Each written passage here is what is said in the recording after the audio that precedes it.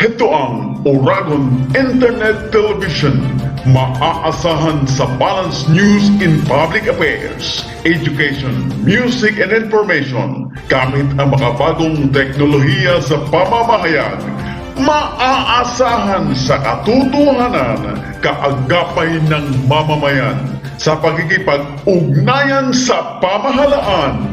Oragon Internet Television Broadcasting. Itong information na to. So, this provides a bridge para sa mga tao, para sa mga public health officials, at para sa mga local governments para doon sa mga kailangan itakal with regards to COVID-19. Okay, next slide please. So, ano ba ang ine-expect ng mga tao? Because alam natin ngayon na the first thing a lot of people do is look at media. Ang media ang tinitignan talaga ng tao when it comes to news and informations because napakadali ng kunin ng information. Halos lahat ng tao na may mga gadgets, mga cellphones nila. So what do the people expect from the media? The media serves as a portal for updates on quarantine measures, ano yung mga lugar na naka-lockdown, mga travel restrictions, saan ba pwede pumunta, unemployment and the economic burden, importante din po yan para makakuha ng greater picture sa overall situation ng Pilipinas. Accessible healthcare facilities, importante din yan because dito sa NCR, sa Metro Manila, halos lahat pa rin po ng hospitals ay jam-packed full when it comes to the ICU or isolation rooms when it comes to caring for those with COVID-19. And of course, the latest information on COVID-19, variants and vaccines available. Napakausong mga variants ngayon. Next slide, please. Okay, so with all that information na meron at responsibilidad nating mga taga-media na maibigay ito din sa mga tao, nagkakaroon nga talaga ng infodemic or so much information na halos naguguluhan ng mga tao. Ito yung overload na nagiging problema na rin aside from the problem of health and what COVID-19 entails. So with this overload of information, ang nangyayari is mas madaling nagkakamali ang mga tao dahil sa maling informasyon, mas nagkakaroon ng misinformation at mas lumalaganap ang mga rumors kasi yung mga tao hindi na alam kung sino nang paniniwalaan. Sige, makikinig na lang sila sa kapitbahay, sa tiyuhin, o yung mga ganon. So it's this kind of information that we want to limit because in itself, nagiging problema na rin yun. So in that context, covering COVID-19 ay napakahirap nga naman para sa mga journalists and media practitioners. Next slide, please. So what can you do bilang isang person in media? So as much as possible, please refrain from pagkalat ng mga rumors. We must communicate facts as well as truthful information on COVID-19 pandemic and its response. Dapat akibat natin ang gobyerno when it comes to this. Use reliable, scientific, and verified sources. Ano pong ibig sabihin ng scientific? Alam na natin lahat ang ibig sabihin ng reliable at verified sources. Ano po yung scientific? Ang scientific po ay information that has been tested, that is repeatable, that has been sinashortcut ko na lang to that is applicable to a wider range of people. So kaya ko ini-emphasize yung scientific information because ito ay evidence-based. Ito ay base sa mga studies na ginawa. I'll take for example ang ivermectin. Let's say for example, meron kayong kapitbahay na gumaling sa ivermectin at gusto sa inyong ipatry. Hindi po 'yon scientific way in order to spread this because as we all know and as the study show na hindi po talaga applicable ang mga ganitong klaseng gamot, yung mga hindi pa na-test sa malawakan tao. So it is up to us also to control that kind. Yes, nakakatuwa, meron ng gumaling, pero base po sa studies, hindi po lahat pare-pareho. So yun ang scientific way. A scientific evidence is that is able that we can apply to a wider range of people. So I'll talk more about that later on. So we also have to report on measures that help contain the spread of the disease as well as follow official recommendations on protecting your health as well as that of your interviewees. Okay, next slide please. So lahat ng mga sinasabi kong ito, I try to make it applicable to as many of us media partners as possible, ano? So kesa field reporter, kesa nasa print, kesa nasa radio, all of this information is prepared for you. So aside from giving the information when it comes to COVID-19, responsibilidad din natin na taga-media ang magbigay din naman ng good news. As much as possible, this pandemic has affected the lives of so many people in many different ways. So aside from giving the truthful news on kung anong nangyayari sa COVID-19, we have to give the people a breath of fresh air, some hope. So with that, we could suggest activities to do during isolation and lockdown. Previous slide, please. We can promote stories of solidarity and goodwill. We can explain the complex public health concepts in a way the general public can understand. Yan ang isang malaking trabaho ko with CNN Philippines. We can educate the public about health, and we can highlight the role of frontliners. Itong frontliners, kasama na po tayo dito. Ang mga taga-media, kasama na rin po sa mga frontliners. So we have medical frontliners, we have media frontliners as well. And I'll give some good news about that vaccine program in a little bit. Next slide, please. Okay, so some tips on covering on coverage of COVID-19. Not necessarily the news. Alam na po ninyo lahat yon kung paano magbigay ng news, but it's more of kung paano tayo gagalaw with this virus with the danger of this virus ever so present. So we have to provide information on where to find help as well as when to seek medical care. Yan ang importante. Direct people to reliable sources where they can get more information and report on the progress towards new vaccines and treatments. Next slide, please. So in trying to get all this information out to the public as best we can, syempre, para magampanan nyo ang inyong trabaho bilang media practitioner, kailangan nyong alagaan ang pinakamahalagang asset ninyo, which is sarili nyong katawan, sarili nyong kalusugan. Next slide, please. So, I group this in a way para mas organized. Ginagawa kong example from start till end. Ano ang mga dapat nasa utak ninyo whenever you go out in assignment. So let's start with the pre-assignment. So all of these are going to be how to stay healthy while doing our role, while carrying out your role in media. So for pre-assignment, you want to minimize the risk of exposure. Alam natin po lahat, kasi katulad ng sinabi ko, ang virus na ito ay gumagalaw, ay kumakalat dahil sa galaw ng tao.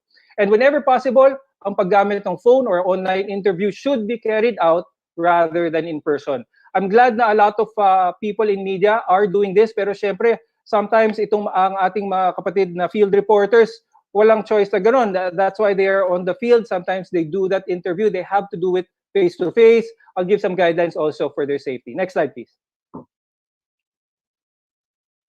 Next slide. Okay. So, for pre-assignment din, dapat din alamin nyo ang sarili ninyo. At kapag sinabi kong sarili nyo, you have to be able to assess your personal risk before taking the assignment. So, some of the things to think about. If you are over 65 years or older, if you have any underlying medical conditions, ano ba yung mga underlying medical conditions? Ito yung asthma, diabetes, high blood, gumagamit kayo ng mga maintenance na gamot para sa puso, or anything chronic, meron kayong sakit sa kidneys or anything that can be a source for your immune system to be weaker. Or if you are pregnant or may chansang pregnant kayo, you have to consider refraining from the coverage. Dapat pag-isipan nyo kung kailangan nyo bang gawin ang itong assignment na ito, or mas magandang ipasa muna sa ibang tao itong assignment na to, dahil your health, your exposure to COVID-19 may be in jeopardy. So next slide, please. Next slide.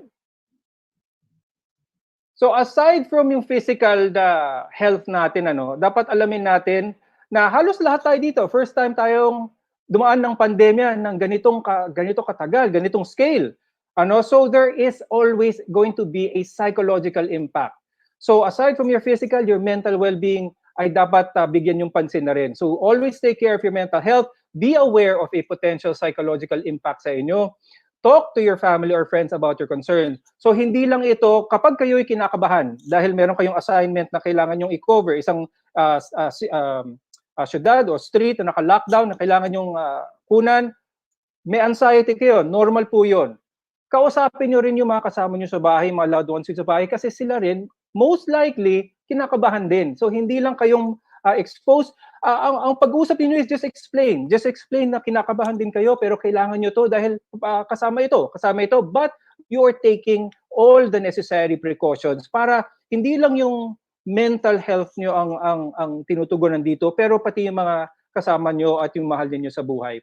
Get enough rest, as well as seek mental support if needed. Ito yung isang advocacy ko, itong pagkuha ng mental support. Ika nga ang saying, it is okay to not be okay. So tanggalin po natin yung stigma na lahat lang na nagpapatingin sa mga psychiatrists, lahat ng mga kumakausap ng counselors ay mahihinang tao or may problema sa utak. Hindi po. Anything when it comes to anxiety, anything that you want, just someone to talk to. It is okay to talk to any professional psychiatrist or psychologist, even via teleconference, which is better. Okay, next slide, please. So, in staying healthy amid the COVID-19 coverage, syempre, alam natin lahat to, kailangan natin ng mga basics. Itong mga basics natin, ito yung mga personal protective equipment, basic po dyan, ang mask, face shield, mask at face shield. Pero kapag pupunta kayo sa isang hotspot or meron kayong direct exposure sa isang lugar na mataas ang chance ang may COVID-19 positive people there, katulad ng mga ospital, katulad ng mga lugar na naka-lockdown. As much as possible, dapat naka-PPE kayo, dapat ang face mask ninyo, hindi po cloth mask, dapat N95. An N95 is categorized as the minimum level of respirator needed for a direct COVID-19 exposure. A lot of questions ang nakukuha ko yung at marami rin akong nakikita yung paggamit ng gloves. Itong paggamit ng gloves, hindi po kailangan yan kapag pupunta kayong grocery, kapag pupunta kayong wherever, sa isang shoot, sa story. Marami pa rin ako nakikita na gloves. Ang gloves po ay parang doon sa mga may direct contact, nag-aalaga ng mga may positive for COVID-19 or meron direct exposure. Because ang nangyayari is, mas nagiging risk pa kasi pag naka-gloves, it gives you a false sense of security. Sometimes natanggal yung gloves or may hinahawakang iba, akala protektado pero hindi pala, no? And it minimizes also yung kung gaano kadalas naghuhugas ng kamay. So, mas mainam pa rin, wag na kayo mag-gloves kapag nasa trabaho or anything, but wash your hands often. I'll go to that in a bit. Next slide, please. Next slide. Okay. So, just a quick rundown, yung mga lugar na dapat pag-ingatan nyo, any kind of healthcare facility. Alam naman natin maraming possibility ng COVID positive doon. Ang isang bahay na may sakit or may nakatatanda, someone with health issues or someone who may be pregnant. Dahil pwede nyong ma-spread ang COVID-19 sa mga lugar na ito. Morgue, crematorium, funeral service, syempre iwas po tayo doon. Ang mga bilangguan, mga prison, dahil sa sobrang siksikan ng mga tao doon or any place na densely packed or marami pong tao, iwasan po natin yon. Next slide, please. Next slide. Okay, so standard recommendations to avoid infection. Wash your hands often and properly. So ang properly, may 6 steps po yan. Paghugas ng ating kamay, siyempre maglalagay po tayo ng liquid soap or maglalagay po tayo ng soap sa kamay. 6 steps. Pag dalawa, first step is palm to palm, yung dalawang kamay ninyo. Second step, yung daliri ninyo, interlock ninyo. Yan yung step 2. Step 3 is ika-clasp nyo yung kamay nyo para kayong may kahawak. Ayan. Tapos ito yung step 3. Step 4, magkabaliktad. Back of the hand. Step 5, yung malaking daliri sa kamay. At step 6, yung last step, ay yung mga dulo ng daliri. Ganyan. So, gaano katagal? Gaano katagal nyo gagawin yung 6 steps na yun? Isang buong kanta ng happy birthday. Kanta lang kayo ng happy birthday habang ginagawa yung steps na yun. Yung steps na yun, alam ko, hindi pang karaniwan sa itsura, pero yun ang best way para ma-cover yung buong kamay para matanggal ang possibility. Say, nandyan yung COVID-19 virus, matatanggal po siya sa kamay ninyo.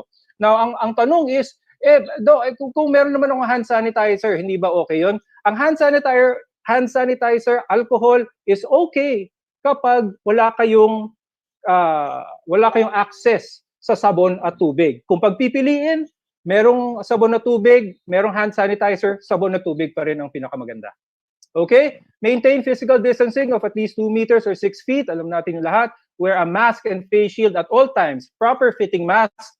Proper mask. If you are at a direct exposure to someone, possible risk of COVID-19, kalimutan nyo na yung cloth mask, N95 palagi. Avoid touching your face. Isang magandang dulot ng pagsuot ng face mask palagi is also reminder din siya na huwag hawakan ng mukha. Cough etiquette, yan yung pag nabahing kayo, sa siko kayong babahing, para yun daw ang proper way. At seek medical help in case of symptoms. Pag-usapan natin yung symptoms din yan in a while. Next slide, please. Okay, so just to bear in mind, avoid the 3 C's. Number 1, crowded places. Number 2, close contact o yung malapit na pag-usap. At number 3, confined spaces. Kung mapapansin ninyo, lahat ng mga 3 C's na yan, kasama po yan sa trabaho kapag nagpa-practice kayo ng media. So just to give you an example kung gaano ka at risk ang isang taong nasa media, talagang frontliner, kasi lahat ng dapat i-avoid, kasama po yan sa trabaho kapag nagko-cover tayo ng storya sa media. Okay, pero hindi ko sinasabing wag niyong gawin yung trabaho niyo, but be aware of the risks that are involved, because napakahalaga po ng kalusugan ninyo. Next slide, please. Okay. So with that in mind, kapag out po kayo in an assignment at kailangan kayong mag-interview ng isang tao, always try to interview the person in an outside space, open air. Siyempre, kapag weather permitting naman yan, ano? If indoors, select a location with airflow, open windows at doors. Ang gusto natin, maganda po ang sirkulasyon ng hangin. Meron na certain rate yan ng pag-ikot ng hangin. Hindi po enough kahit na air condition ng kwarto natin. Air condition, sige, okay, fine, pero nakabukas ang bintana para may circulation, may ventilation tayo. Avoid small confined rooms or spaces at avoid congregating outside health facilities. Next slide, please. Also, kapag out on assignment kayo, ito, ugali nating Pilipino, syempre, mahiyain po tayo. Sometimes, ang kausap ninyo, nag-interview sa inyo, minsan ilalabas nila yung kamay ninyo, anong gagawin nyo? Do not shake the hands with anyone. Kahit ini-interview nyo ang ating Presidente Rodrigo Duterte at nakalimutan niya at in-extend niya yung kamay niya, syempre nakakahiya, no? Idaan nyo na sa sarili niyo. Sabihin nyo, Your Excellency, sir, pasensya na, hindi ko alam hindi pa ako naghuhugas ng kamay, ayoko po kayong mahawa kung ano mang nasa kamay ko. Kumbaga, akuin nyo na lang para hindi na lang kayo mag-shake hands. But do not shake hands with anyone. Try to stand at an angle sa subject niyo. Kapag wala kayong choice at kailangan nyo mag-interview ng isang tao, kung papansin nyo, hindi kayo harap-harapan. Medyo naka-angulo kayo para in case kung anong nasa hininga or anything, hindi diretso sa inyo mapupunta yun, ano? And of course, during press conferences, follow the physical distancing recommendations established by the health officials. Siyempre, kailangan yun. Ayaw natin na ma-kick out sa mga press conference sa hindi pagsunod ng rules. Next slide, please. Okay, ito naman para sa mga transportation. A lot of media outfits now try to be very flexible with their media personnel by providing shuttles. That is a good thing. But if you have to commute, try to avoid. Wag po kayong gagamit ng public transportation during peak hours. Ito yung mga rush hours, ano, yung 7 to 9 in the morning at syempre sa hapon yung kung anong rush hour. You want to avoid crowded places as much as possible. So when traveling in a car, as much as possible, lahat kayo tig-isa. So ang isang kotse, nakabukas din ang bintana, mga 4 para may social distancing din kayo sa loob. Okay, so all of this very familiar na kayo. Next slide, please. So pumunta na sa mga vaccines natin. Next slide, please. Okay, so always make sure to take regular breaks and be mindful of fatigue. So ang fatigue, magkaiba yan sa pagod. Ang pagod, upo lang kayo ng sandali, kunin nyo yung hinga nyo, okay na yung pagod, okay na yung pumunta ulit. Ang fatigue is more often than not, nararamdaman yan kahit na nakatulog kayo, pagising nyo, pagod pa rin. So minsan matagal yan. Ganun klase ang fatigue. Yung talagang, yung pagod na kahit na nakatulog kayo, pagising nyo, pagod pa rin. So this is the kind na nagpapababa ng immune system natin. So we have to always make sure na tama yung kinakain natin, fresh fruits, fresh vegetables as much as possible, lutong bahay ang gusto natin, pero syempre unavoidable din ang pagkain sa labas. Ano? But just be mindful, always get enough sleep, always get enough water. Hydrate tayo palagi. Next slide, please. Okay, so this is just para advantages, ano? Kapag nasa-assignment kayo, gumagamit kayo ng microphone as much as possible, huwag gagamit ng lapel mic.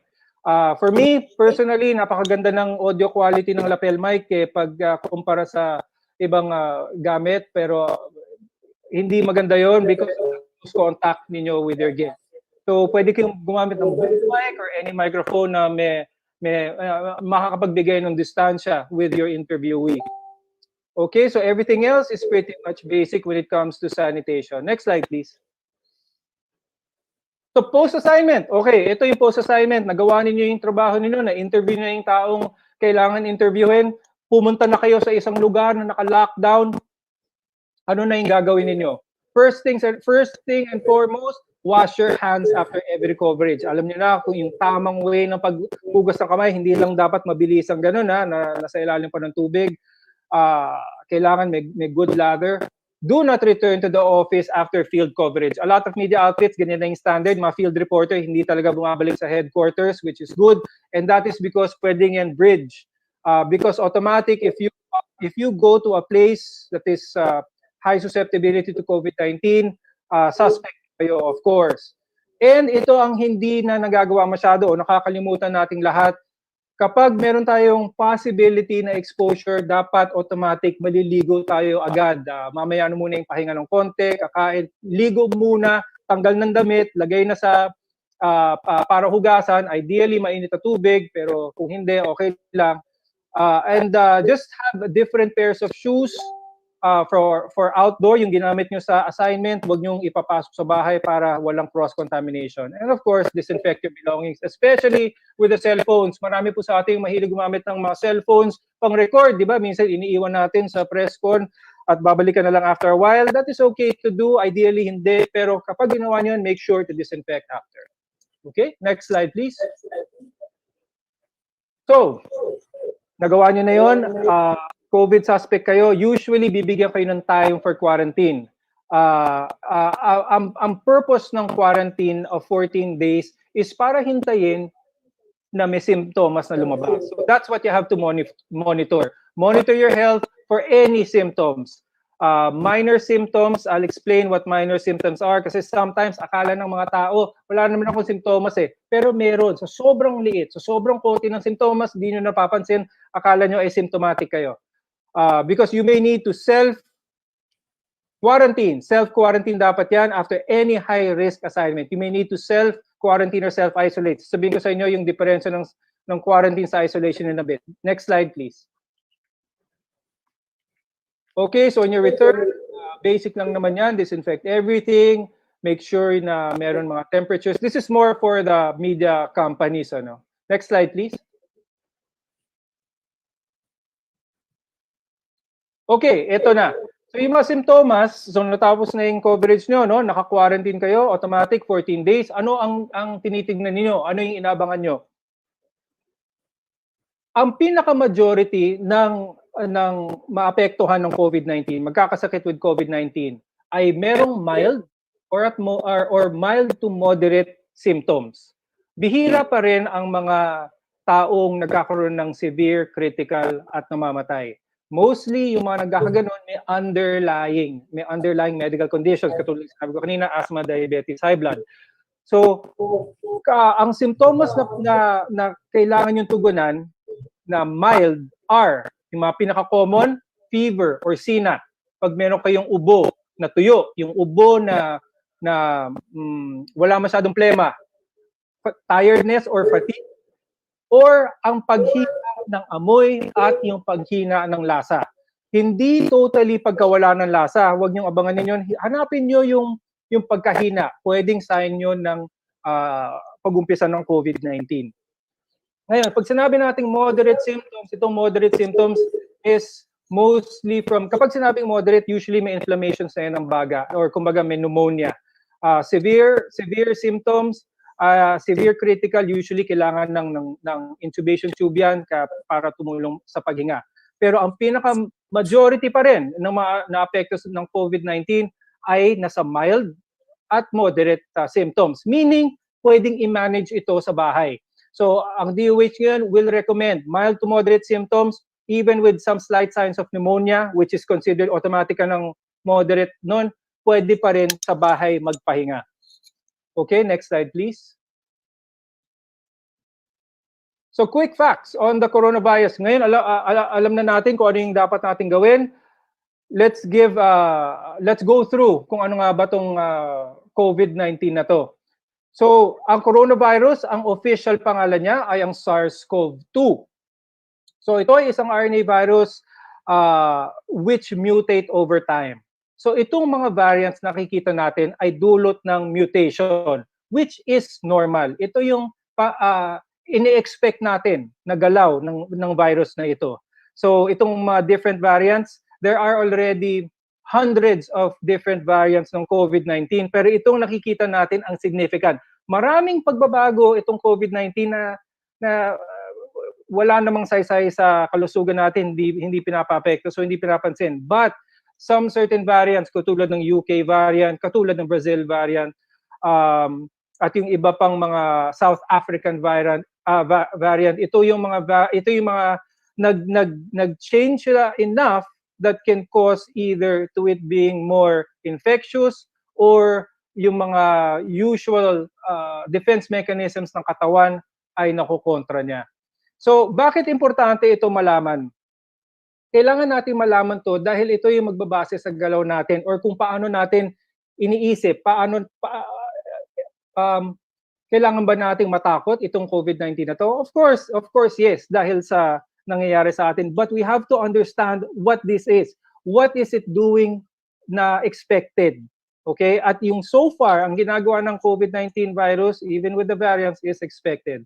So example dito, yung mga flu viruses, often yan nagbabago. Every year, kaya meron tayong flu shot na binibigay dahil kung nagkatrangkaso kayo, ang trangkaso ang flu. Trangkaso at flu, halos pareho lang yan. Yung flu shot na ibibigay sa iyo pang protekta sa inyo dahil ito yung tingin nilang magiging variants ng flu for this year.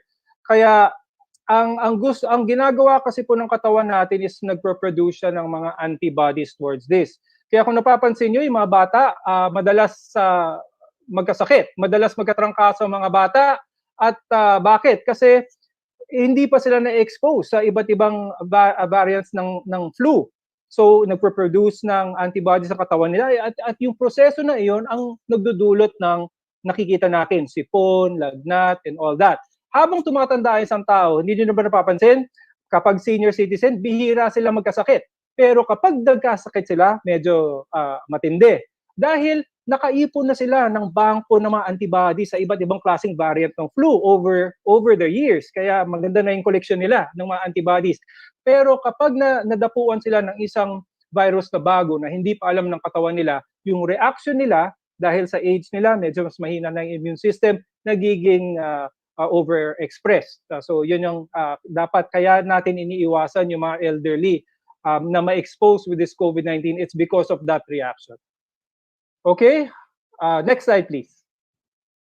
So, anong pagkakaiba ng strain versus variant? A strain is a virus that has distinct properties. O kumbaga, lagay na lang natin ang strain ay yung original. Si SARS-CoV-2 ay yung strain at yung variants, itong lahat na pagkakaiba nito.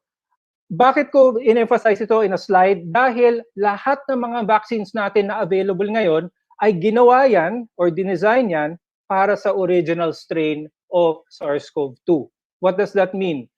dapat mas maging maingat tayo because sa totoo lang, itong mga vaccines, kapag mabibigyan na tayo, it's for the original strain of SARS-CoV-2.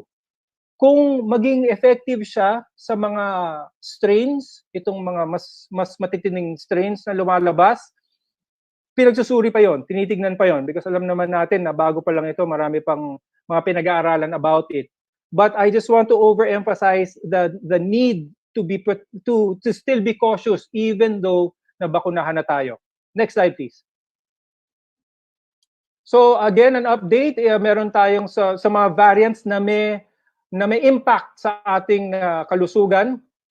Yung UK virus, mas mabilis siya mag-spread, mas madali siya. This has something to do with the viral load na nakakapag-apekto sa tao, no? Meron din tayong South African variant, meron din tayong Brazil variant, meron ding France variant at yung Philippine variant, pero kailangan marami pang pagsusuri na kailangan para doon. Next slide, please. So ito na yung mga vaccines sa ating na available sa ating mga ating mga Filipinos. Pinaka-prominent dito ang Sinovac vaccine.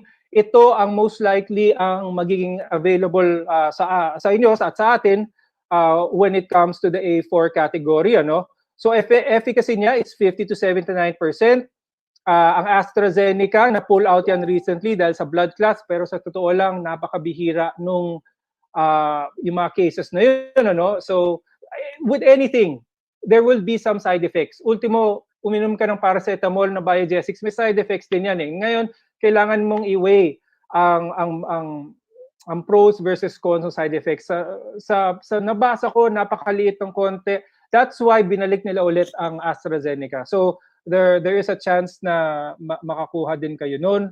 Ang Sputnik V na galing Russia, 92% efficacy daw, although marami pang mga issue yan eh. So hopefully makita natin yun soon. Etong Bharat Biotech o Covaxin, ito yung galing India with 81% efficacy, which is very good. Ibig sabihin ng efficacy is kung ano yung mga chances na maging effective itong vaccine na to after the recommended doses, which is usually 2 doses. 81% means 8 out of 10 times magiging fully vaccinated ka, which is good. Ngayon, nagsasabing iba, kung ganun, mas gusto ko yan kaysa yung Sinovac na ano lang, 50 to 79% lang. Mas maganda pa rin kung ano ang nasa harapan ninyo na, kung ano ang pinakita sa inyo, yun na ang kunin yung vaccine. Because the best vaccine na maibibigay sa iyo ay is kung ano ang available dyan sa harapan ninyo. Okay, if you notice, hindi ko nilagay na dito ang Pfizer at Moderna vaccines. Okay silang vaccines, pero sa totoo lang, hindi ko sure pa rin kung ano yung chances na makita natin dito sa Pilipinas. Maybe in the future, but not in the most immediate future pa rin. Okay, next slide please. So ito yung mga different tests. So self-administered tests. Ito yung mga nabibili natin minsan, di ba, mga yung mga rapid antigen tests or anything like that. Ideally, ang gusto nyong mag-test is with a qualified DOH testing center, ano, because pati doon nalalag nila, nalalagay yung pangalan nyo sa system if ever maging positive or not. Rapid antibody test kits, ito yung mga naunang test kits, kalimutan niyo na yun. Kung meron pa kayo sa bahay, tapon nyo na, sobra silang inaccurate, huwag nyo nang gamitin yun. Yun yung kukuha kayo ng isang drop ng dugo dito sa daliri, tapos ilalagay nyo yung mukhang pregnancy test. Kalimutan nyo na yon. RT-PCR, swab test, ang gold standard. Ang ibig sabihin ng gold standard, ito po ang test na ginagawang basihan ng kapag tinest ito ay ang pinaka-consistent na nakukuha niya ang COVID-19 virus at ang what do you call this? Whenever they test it, it is very specific na yun lang talaga. Kumbaga magpa-positive lang siya kapag COVID-19 na nakuha natin. Ang importante dito ay ang timing ng pag-test niyo. So kapag let's say pumunta kayo sa isang assignment, may kausap kayong interviewee, possible naka-lockdown sa isang city, and nahatsingan kayo, possible COVID-19, automatic suspect kayo, di ba? So syempre kakabahan kayo, ang isipin nyo, naku, kailangan ko magpa-test kaagad. No, kailangan nyo munang maghintay around 3 to 5, even up to 7 days. or until may makita kayong simptomas. Huwag kayong magpapatest kaagad. Na-expose kayo today because most likely kapag nagpatest kayo the next day or even the same day, malaking chansang or halos 100% chance na negative ang test na lalabas doon. Baka mabigyan kayo ng false sense of security, uy, clear ako, wala akong problema. Lalabas yan kapag magbi-build up na yung virus. So ideally, pag may naramdaman kayong simptomas, 3 to 5 days after nyo maramdaman yung unang simptomas na yon, tsaka kayo magpapatest. Okay? So, once na magpa-test kayo, di ba siyempre na-expose kayo, no? Nasa quarantine phase kayo. Kapag nagpa-test kayo, 3 to 5 days after at lumabas, 3 to 5 days after nagka-simptomas kayo, ubo, dry cough, konting lagnat, at lumabas na positive, kayo na ngayon ay mapupunta from quarantine, isolation phase na kayo. So, isang taong under isolation ay positive for that test. Once you're in isolation, 10 days from the day na naging positive kayo, nakuha nyo yung positive test on a Monday, 10 days later, usually ang recommendation nila, dinagdagan nila ng 3 days. 10 days plus 3, okay na kayo. No need for a repeat test because ang nakikita nilang studies is kapag nagpa-RT-PCR, even after the 14 days of isolation, nagpa-positive pa rin. Nagpa-positive pa siya kasi ganun siya ka-sensitive na test, but hindi ka na infectious. Hindi, yun yung kumbaga mga malatak na lang ng COVID-19, hindi na siya harmful to anyone. Okay, so parang yun yung rason kung bakit hindi na nila nire-require ang repeat test after isolation phase. Saliva RT-PCR approved, however, validation studies are ongoing with RTM. So that just means it's a more convenient test. So para hindi na kayo masyado nababahala with the swab test, ginawa na yung saliva test. Next slide, please. Okay, so anong ibig sabihin nito? Yung vaccination para sa ating media frontliners. So as of April 16, 2021, the media has been categorized as A4 priority. So dati nasa B something tayo, nasa malayo. Nasa B phase. Ngayon nasa A4. Currently nasa A3. So media na ang susunod sa listahan ng mga na mababakunahan. So anong ibig sabihin nito? To be fully vaccinated. Ang ibig sabihin ng fully vaccinated is nakadalawang shots na kayo bago kayo maging fully vaccinated. Kapag dumating na yung araw na babakunahan na kayo at binigyan na kayo ng first dose, wala pa yan. Huwag niyong isipin na protektado kayo. Huwag kayong mawalan ng do not let your guard down. Kumbaga, ganun pa rin. Wash hands pa rin, face mask, face shield. Ngayon, kapag na fully vaccinate na kayo, around 2 weeks after yung pangalawang turok ninyo ng parehong vaccine, doon kayo magiging considered as fully protected. Ngayon, kapag fully protected kayo, kailangan nyo pa rin magsuot ng face mask, face shield, ganun pa rin ang kailangan because pwede kayong pa rin dapuan ng COVID-19. So ang tanong, bakit pa tayo nagpa-vaccinate kung ganun lang? Pwede pa rin tayong dapuan ng COVID-19. Okay, kapag kayo ay na-vaccinate, kung yung sinabi ko kaninang mga simptomas na mild to moderate, kapag kayo ay fully vaccinated, hindi na aabot yung simptomas ninyo. Just in case na madapuan kayo ng COVID-19, hindi na kayo aabot sa severe or critical stage. Napaka-importante din po yun. Pero pwede pa kayong dapuan ng COVID-19 at pwede pa rin kayong magkalat ng COVID-19. Kaya yun ang sinasabi sa mga na fully vaccinate na hindi yan excuse para mag-party na, para pwede tayo maglakad ng walang mask. Hindi po. Pwede pa rin dumapo ang COVID-19, pwede nyo pa rin ipasa yon sa mga mahal nyo sa buhay, sa bahay or anywhere. Ang ibig sabihin, kapag fully vaccinated, hindi kayo aabot sa critical at severe level ng pagkasakit.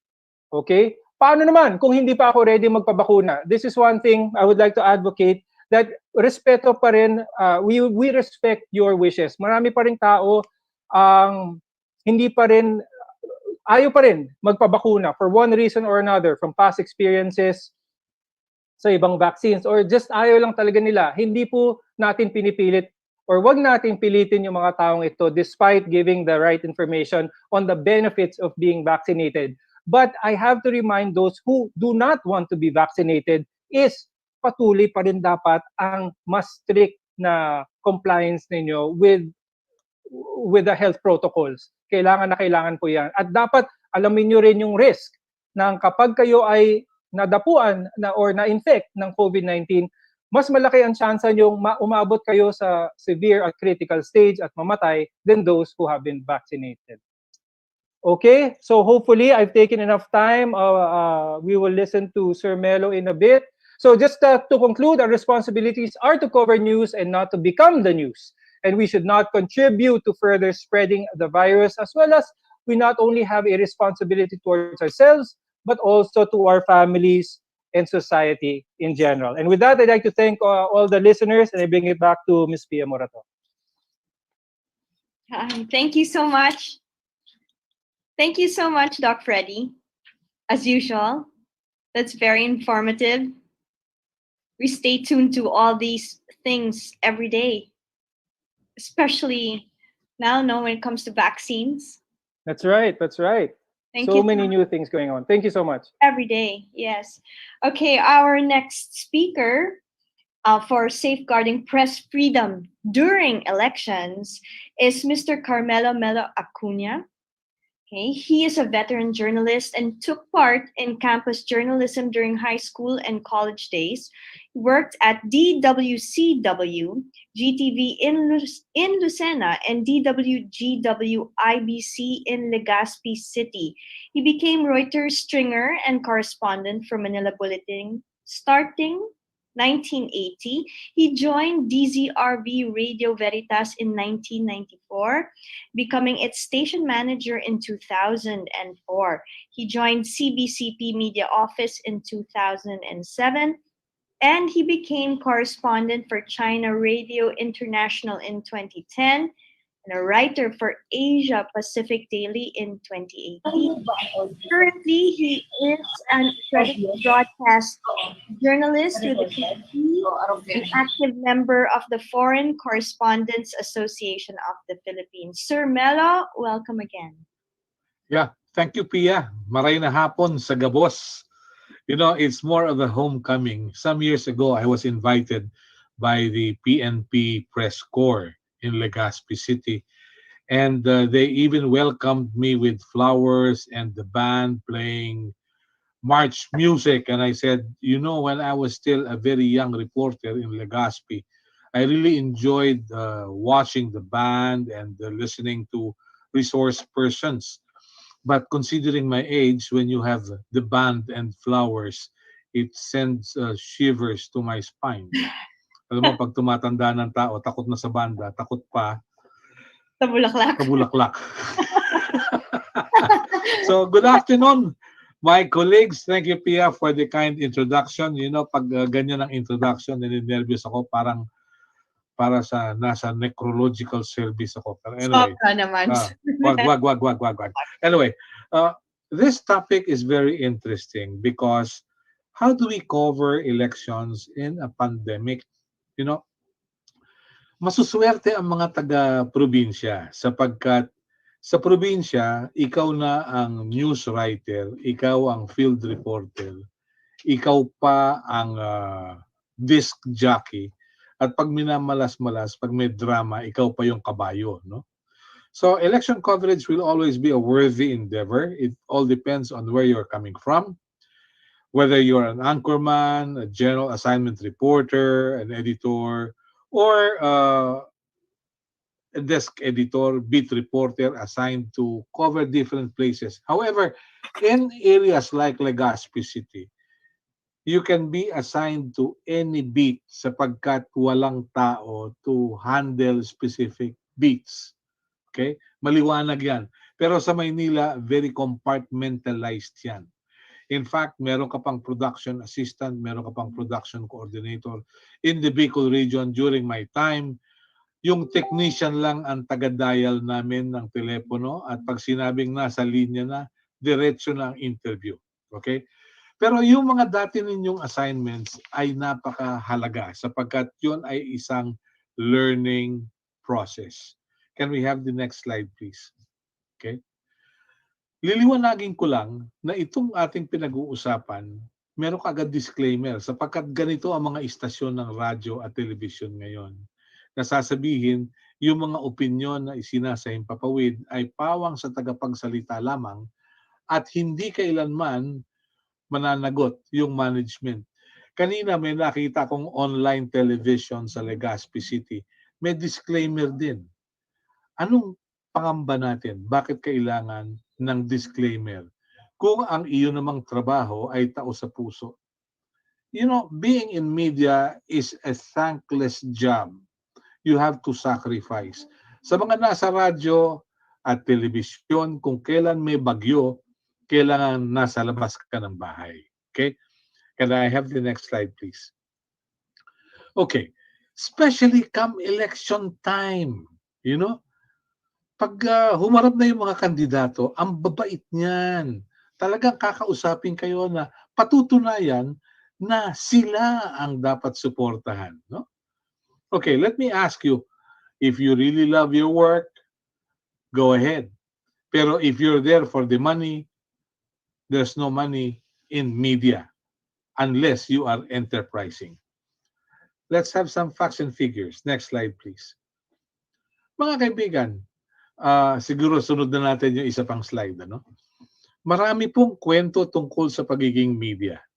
Next slide, please. Okay, you get to meet a lot of people, newsmakers, noisemakers, and what have you.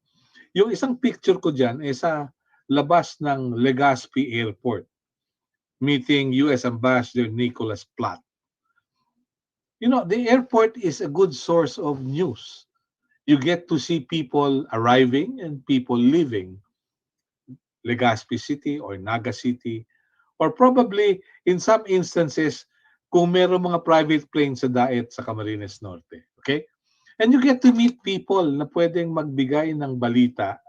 At ika nga, pag meron kang na-develop na pakikipagkaibigan sa newsmakers, madali na yan. My experience was, when I was in Legazpi, I talked to newsmakers. Nung makarating ako ng Maynila, just like working in Legazpi City because people I had to interview were people I met in the province. Next slide, please. Okay. In Manila, you can be assigned to areas na napaka-challenging. Like, meron kang Marawi coverage, meron kang pupuntahang ibang lugar. I had the chance to meet people from the MILF, the MNLF, part of my training in Legazpi City when I met the NPAs in 1986, or probably even before the ceasefire. Okay? Next slide, please. Thank you. Next slide. Ito, sanay na sanay ang mga Bicolanong reporter sa Bagyo. Sa ngayon po, mga kaibigan, merong 110 milyong Pilipino at sinasabi na merong 79,200,000 ang may access sa internet. Ayon sa Reuters Institute for the Study of Journalism's Digital News Report 2020, sinasabi na bago nasara yung ABS-CBN, marami silang mga taga-subaybay. Okay? Okay, next slide. Dito makikita kung saan umaasa ang mga mamamayan natin. Yung GMA network may reputation for more cautious decision-making. Rappler, with its fighting multiple court cases, had a score of 49%. Noong 2020, yung offline battlefront, 61% ng mga Pilipino ang umasa sa ABS-CBN, TV Patrol, ang Bandila, ANC, every week. Sinundan ito ng GMA Network na mayroong 24 oras, may saksi, GMA News TV with 53%. At yung iba, umasa na sa Philippine Daily Inquirer, Philippine Star, CNN Philippines, at Manila Bulletin. I recall during my time, during the 1980s, my colleagues in the media in Legazpi City will bear me out. Wala pang cable television, wala pang masasabing maaasahang pagkukunan ng balita. Kaya yung alas 12 ng hating gabing newscast sa DZRH, pinapakinggan niya ng kasama kong si Jess Marciliana. May he rest in peace. At doon siya humahagilap ng iba balita sa umaga. Okay? Ganun ang routine namin noon. Of course, you have the Philippines News Agency, but you have to be a subscriber to avail of the news from the PNA. Okay. Yung mga kababayan natin also tuned into local, regional television and radio stations. Pinakamabili dyan yung TV5, DZMM Radio Patrol noon, Super Radio, DZBB, PTB4, DZRH News, at yung mga regional radio. Okay? Alam naman natin yan. Yung mga Pilipino, next slide please, natuto na ng technology. Okay? Sunod natin yung isa pang slide rito. Yan ang mga inaasahan nila sa Metro Manila para makakuha ng balita. Pero ngayon, meron ng cable television at meron na rin sa online, kaya mas madali na ang balita. Next slide, please. Okay. Ito ang sistema sa survey ng Reuters.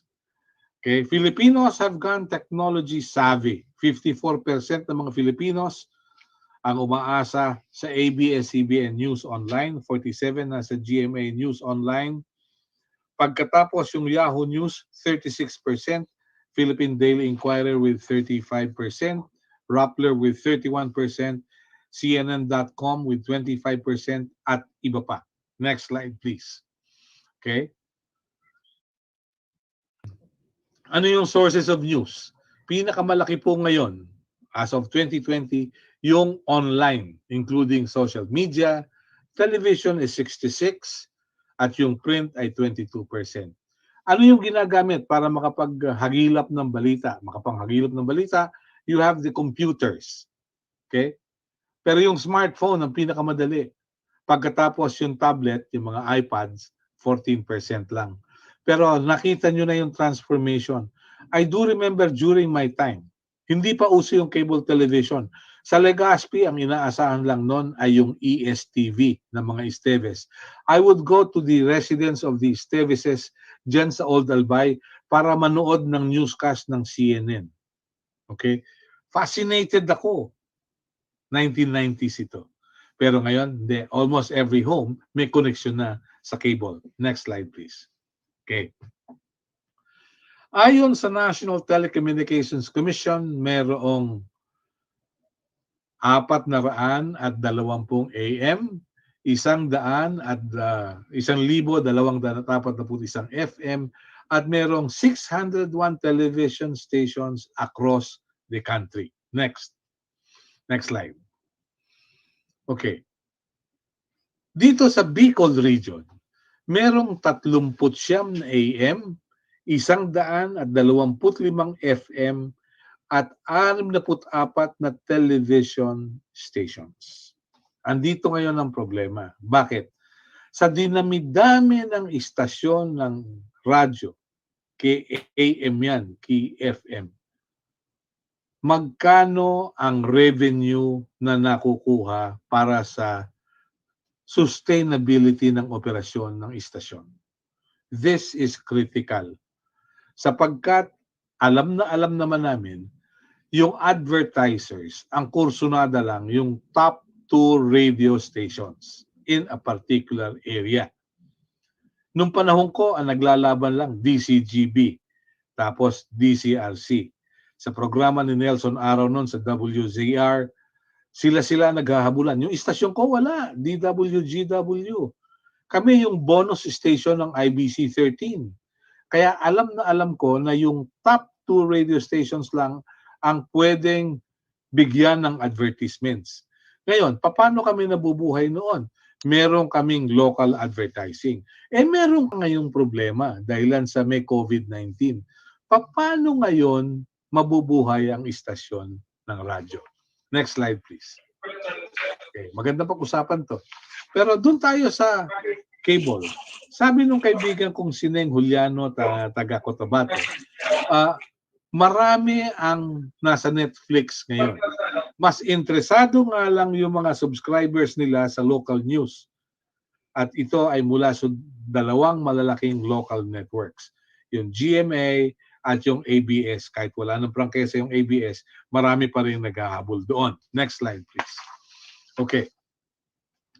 Ayon sa NUJP, meron silang 300 hanggang sa 400 miyembro nationwide.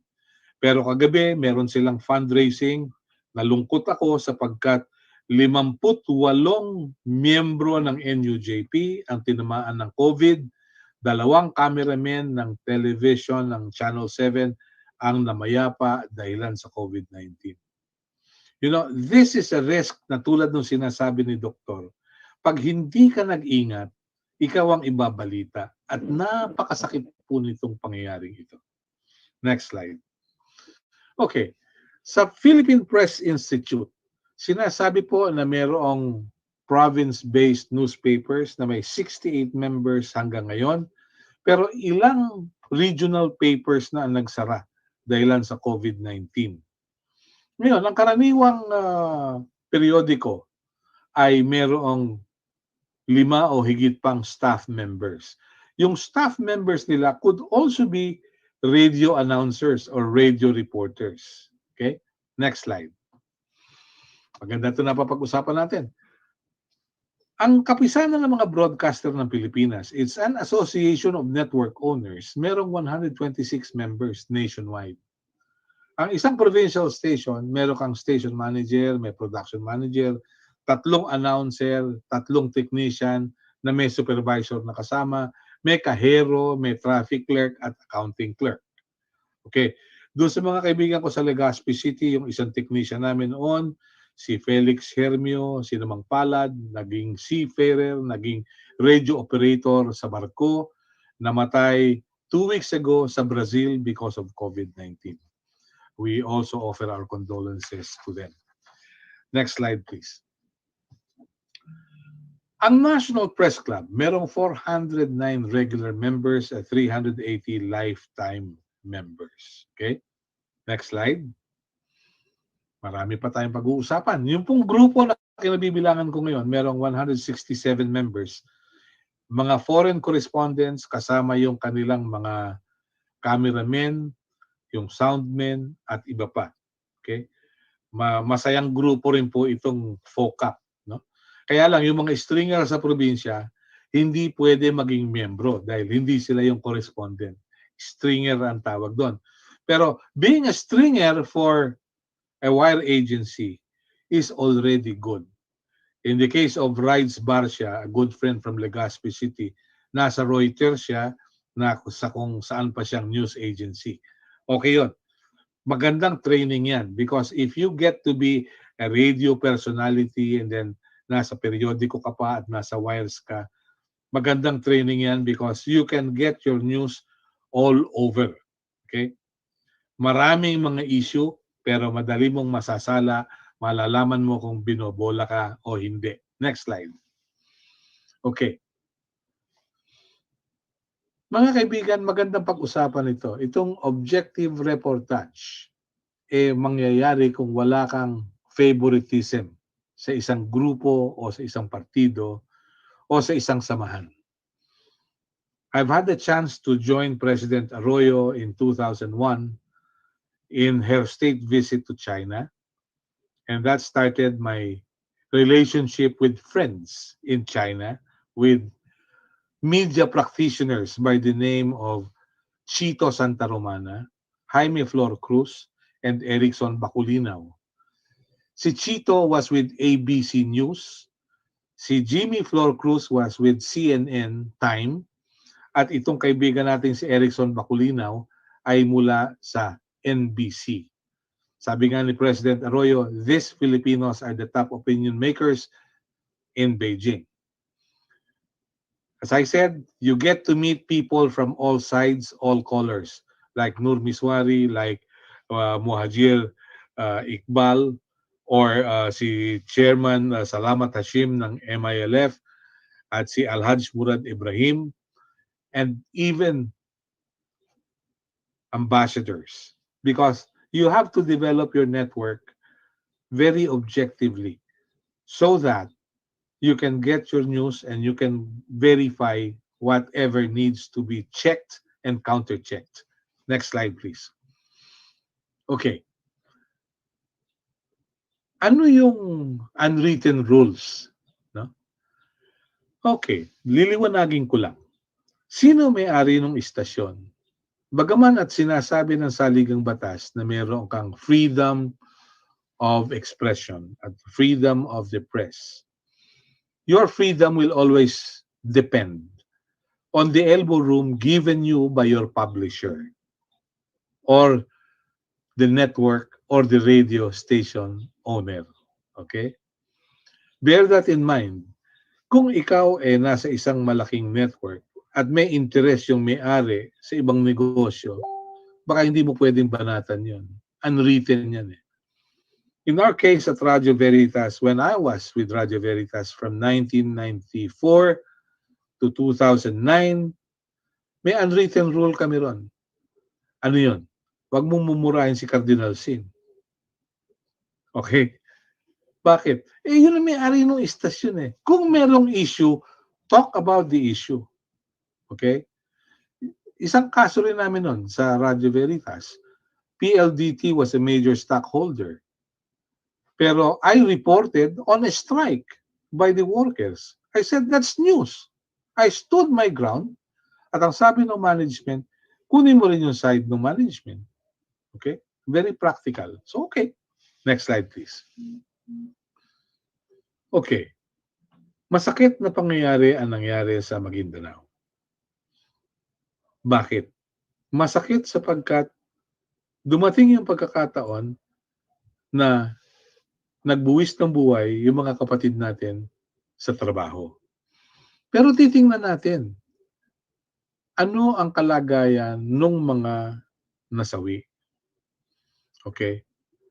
I understand at nakikita ko ito sa probinsya, pag minamalas-malas ka, reporter ka, wala kang sweldo. Bahala ka maghanap ng sponsor. Okay? Bahala ka maghanap ng magbibigay sa iyo ng allowance. Kuminsan, pati punerarya, nagiging sponsor. Kuminsan, politiko. Kung ang may-ari ng istasyon ay politiko, paano gagawin mo? Okay? Next slide, please. Hello? Pakisuyo nga po nung next slide natin. Alright. Sa Bicol region, may 5 milyon katao. Noong 2015, naninirahan sa over 1.2 million households. Yung average household size is 4.8 persons per household. Ang kalalakihan ay 50.8%, 49.2% ang kababaihan. This is your audience. Next slide. Okay. Yung mga pamilya sa Bicol, kung susumahin mo ang average income nila, aabot ng 187,000 noong 2015, na hamak na mababa sa national average na 267,000 pesos. Ano ibig sabihin nito? May disparity. Because the Bicol region is not as endowed as Calabarzon and Region 3. Bakit? We are an agricultural region. Okay? Not only that, meron tayong mga bagyo, sama ng panahon, at pag minamalas-malas, may volcanic eruptions pa. Next slide. Okay. Sinasabi po ng gobyerno, ng NEDA, ng PSA, na 18% of families in the Bicol region nationwide are poor, but in the Bicol region, 31.0% ang mahihirap. Noong 2018, 12.1% of the families nationwide were considered poor, but the Bicol region had 20.0%. Next slide. This is important. Meron kang senador, si Leila de Lima, at nandyan si Secretary Gringo Honasan. Okay? Sabi nung namayapang Eddie Ilarde, may rest in peace, nakakasama ko nagkakape yun. Sabi niya, alam mo Mello, napaka malas ng iriga. Ako, bakit po? Tano tanaya, sabi mo tabi yan. Sabi niya, duwa-duway kaming senador. Nagsenador ako, sabi ni Eddie Ilarde. Nagsarado ang Senado, nag-martial law. Si Leila de Lima ngayon, nakarsil pa. Anyway, kaya ngayon kitang magiginibo. You have Secretary Gringo Honasan who comes from Bulan, Sorsogon. Ang tanong, naramdaman ba yung DICT sa Bicol region? So, kahit meron kang newsmakers, siguro once you get to see them at the airport, you have to ask them, ano ang magiginibo mo sa Bicol region? Next slide, please. Okay. Next slide. Jules, makisuyo nga anong slide natin. Naghang yata yung computer natin. Anyway, sige, tuloy tayo. Ito na. Eleksyon na. Okay? Meron nagparehistro na 153,900 from September 20 hanggang nitong Abril. Bagong botante yan. From a voting population of 3,647,711 noong May 2019 elections. Next slide. So, yan ang demographics natin. Problema mo, kung ang reporter maghahanap ng advertisements, tapos yung istasyon, mangungumisyon at iba pa for your talent fees. Thank you very much. May feedback. May DICT project naman daw sa Bulan. Very good. But not working good. Okay. Wala tayong magagawa. At least, merong nangyari. No? Pero, taga-Bulan ba si Secretary? Anyway, that's another story. Next slide, please. Masakit aminin. Pero you have to consider different scenarios come elections. Paano ka magko-cover ng eleksyon? Next. Next slide. You know, karaniwang tanong pag may press conference, yung very basic like what, where, tapos who, when, and how. Pero if you want to come up with impact stories, you ask them why. Okay. If you ask them kung bakit, okay, like a politician will say, gagawin ko ito sapagkat ito ang sitwasyon. Like, maraming mahirap. Teka muna. Maraming mahirap. Bakit ho maraming mahirap? Don't ever be afraid to ask the question why. Because if they successfully answer your question, you have a good story. Okay? Let me cite to you an experience I had. My friends in the Bicol region, there was once a colonel, sabi niya sa akin, Mello, nakapatay kami ng 40 NPA. Sabi ko, saan? Doon sa Tangkong Baka. Okay? Sulat mo. Sabi ko, sige. Tinanong ko yung regional commander ng PNP. Sabi ko, meron bang enkwentro sa Tangkong Baka na 40 ang NPA na napatay? Sabi nung regional commander, wala pa yata sa police force noon si Major Kalubakib. Bata pa yan. Pumunta ka ron, magtanong ka, wala ka makukuhang ganyang confirmation. Okay? It all turned out, the good colonel wanted to have the publicity para ma-promote siyang general. You know, this is sad, but this can happen to you as well. Kung ikaw ay mapapalundag at maisusulat mo at maibabalita mo ng walang verification, nakataya ang pangalan mo. Okay? Contrast this to an experience earlier, still in Bicol. Ang provincial commander ng Albay at the time ay si Colonel Alfredo Filler. Merong napatay na PC, pinaglalamayan sa chapel. Sabi namin ni Elmer Bandol, anong nangyari dyan, Colonel? Ang sagot sa akin ay iba. Hindi namin alam kung ano nangyari. Okay? Bakit? Namatay ika eh. Ano pong detalles? Hindi namin alam. O sige, kung hindi ninyo alam, we will find a way. And how do we find the information? We went to Ginubatan. Kinausap namin yung municipal health officer at the time. May rest in peace si Dr. Bienvenido Rialuyo. Meron po ba kayo na autopsy? Meron. Ano pangalan? Ganito. Pagpunta namin sa police station, sabi nung station commander pa noon, hindi pa chief of police, naku, Mello, pasensya na. Natapunan ng tinta yung blatter.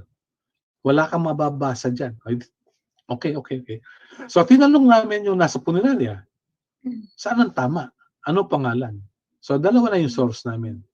Balik na kami ng Daraga para makatawag sa telepono at makapagbalita. Pumalit sa kanya si Colonel Wilfredo Rio Total. Iba naman ang approach. May napatay na sarhento ng PC sa sabungan, pero siya ang tumatawag sa istasyon ng radyo at sabihin na, yung aking tauhan, traidor na pinatay ng NPA, 10 napatay sa sabungan. Eh, ano ginagawa sa sabungan? May intelligence operation. You know, things like this can happen. Pero kung hindi ka mapapalundag kaagad, okay lang. Dapat alam mo kung ano ang pwede mong gawin as a media practitioner.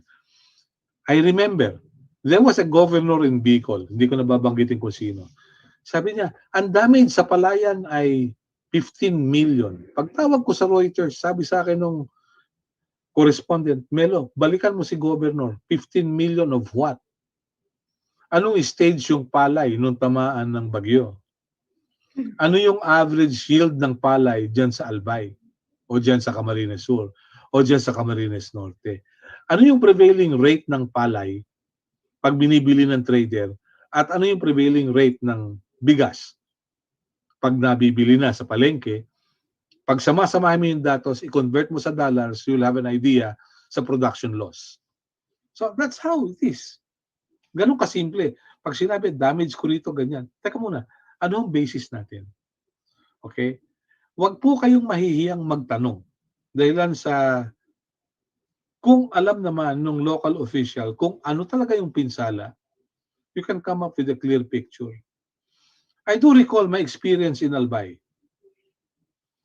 1984. Mayroong nangyari sa Padang. May nangyari sa Santo Domingo. Okay.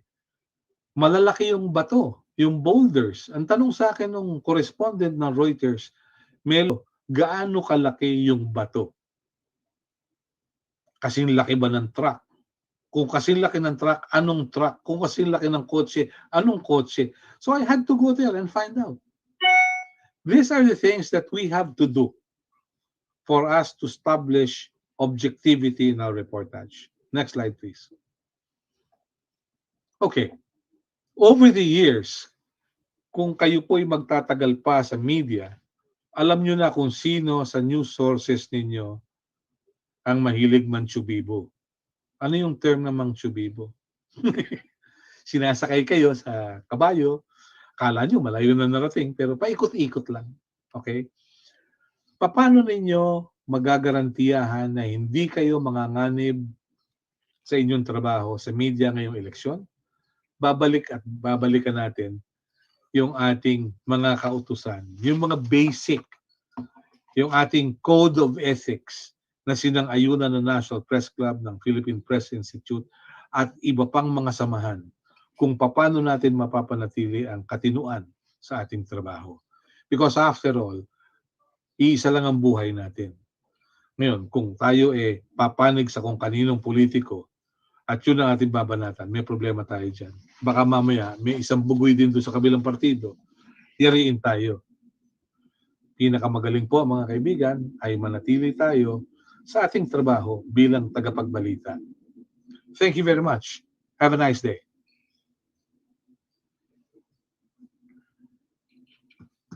Thank you very much, Sir Mello. Very timely, ah.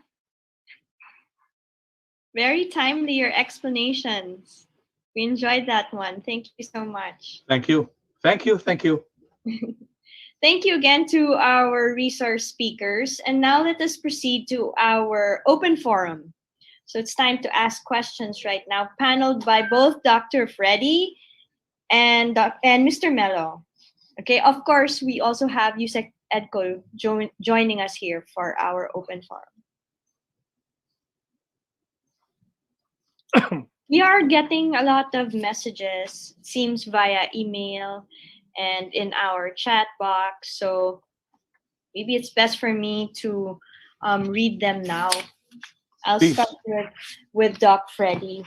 Okay, considering there are more people, as you mentioned, who are undergoing um, anxiety or experiencing anxiety in this pandemic. On the other hand, how do we further raise the vaccine confidence, right? And really achieve herd immunity? Yes, that's a very good question, Pia. Thank you for the one who sent that question.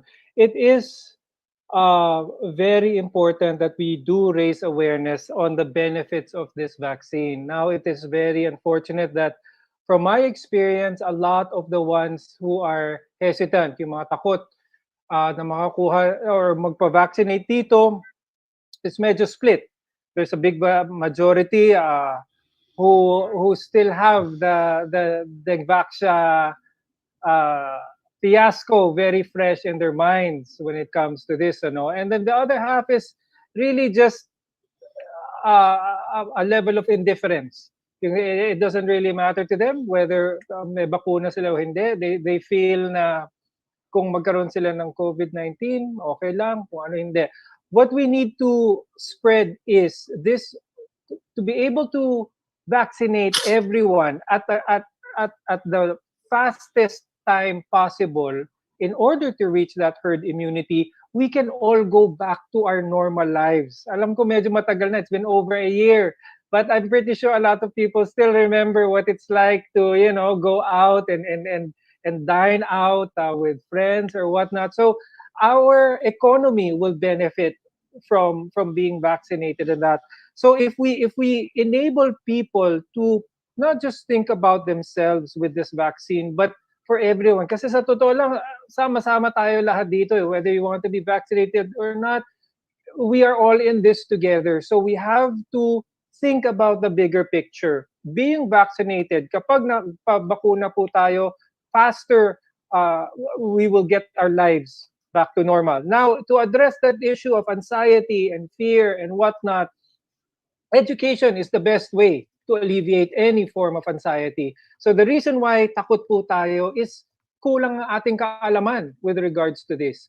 So that was the initial fear. Takot ang lahat with COVID-19. Akala nila ibang klase tong virus na kung saan nanggaling, whatever.